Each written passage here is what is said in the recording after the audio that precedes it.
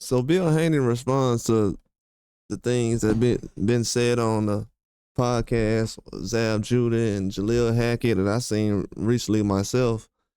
And it was a lot of things where it went towards Haney real quick.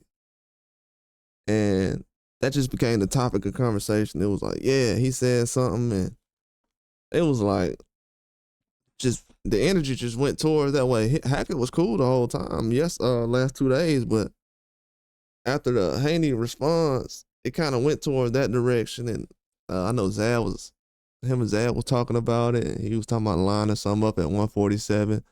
But Bill Haney came out and said that all this time I thought Zab was with us until he put crumbs on his platform for us to eat. Another Bernard out his mind. Chill out, big bad Bernard Hackett. Take a vacation. Get some rest and pull yourself together. Don't embarrass yourself anymore. Takes real work to get to the pay window. And right now you're doing your son a disservice.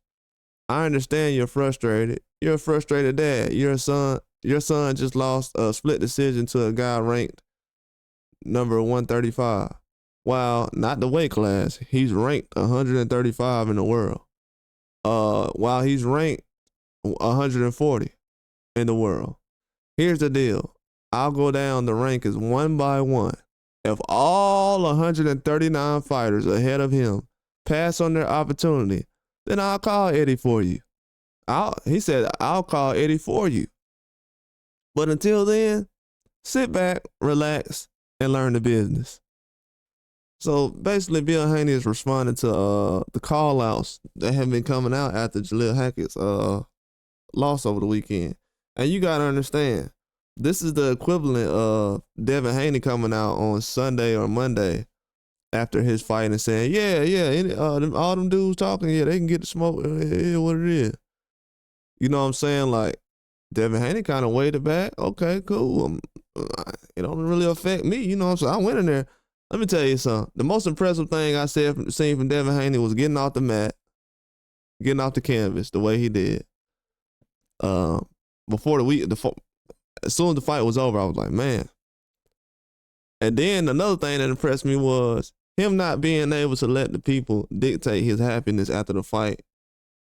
And when he was, I guess, blowing out a cupcake or cake or whatever it was, I knew right then, okay, he in a good spot, you know, so he got the right people around him.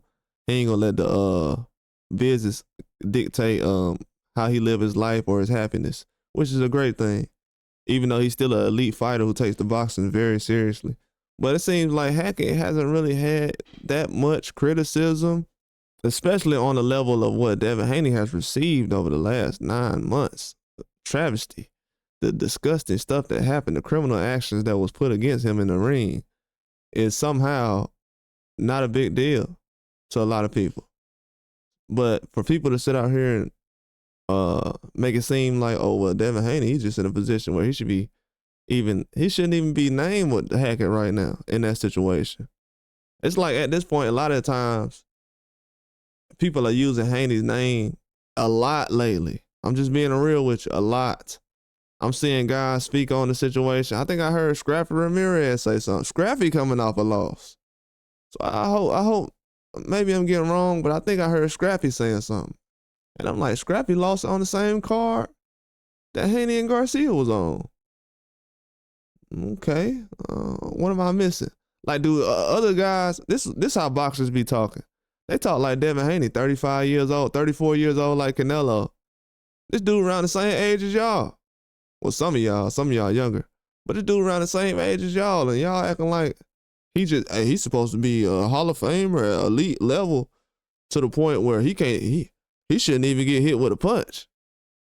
That's a lot of stuff that gets me about a lot of things. And then when people say, that's why I said, man, a lot of y'all can get robbed, man. The fact that they seen that y'all are okay with playing sides and everything like that, they said, okay. We see how y'all doing, especially with the platforms. I don't like guys on. I'm not a big fan of guys going on platforms diminishing other fighters. It's a way to do things, but after a loss going on there. So yeah, I know Bill probably look. I'm not speaking for him. You know, he's his own man. He already put his words out. But me personally, when I seen it, I was like, bro, you just lost, robbery or not. That ain't the way to go about it. Cause I'm gonna be real with you, Haney could have said trillions of things after his fight. The day after, the day after that, the day after that. Cause I know I did. Go back and look at my lives. Everything I put out became true. The day after the Ryan Garcia fought, it became true. I had somebody in my life saying that Devin Haney got cheated during the fight.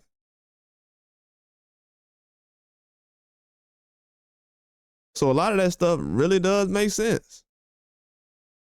But this right here, yeah, I'm gonna definitely speak about this later on. But this is a real difficult situation, man. When guys are going on platforms and they going at Haney all the time, and it seems like his name is always brought up.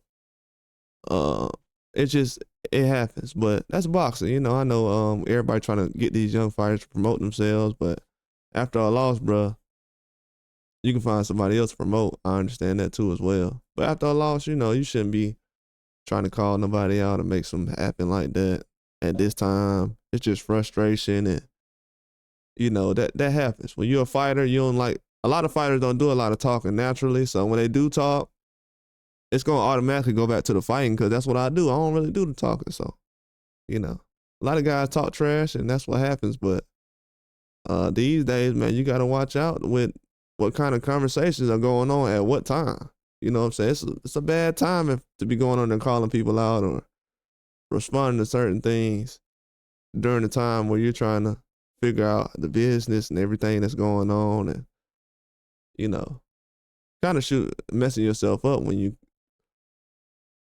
could be a person you could be going for advice right now and try to figure out, hey, what about this? What should I do with this situation? So don't want to burn all your bridges, but looks like a bad situation that's going on. And to see Zab's name in between it, you know, it's not a good look. But at the same time, hey, that's who was involved with the talk that was going on. So, you know, that naturally happens. The conversation probably should have ceased at a certain point, but it is what it is.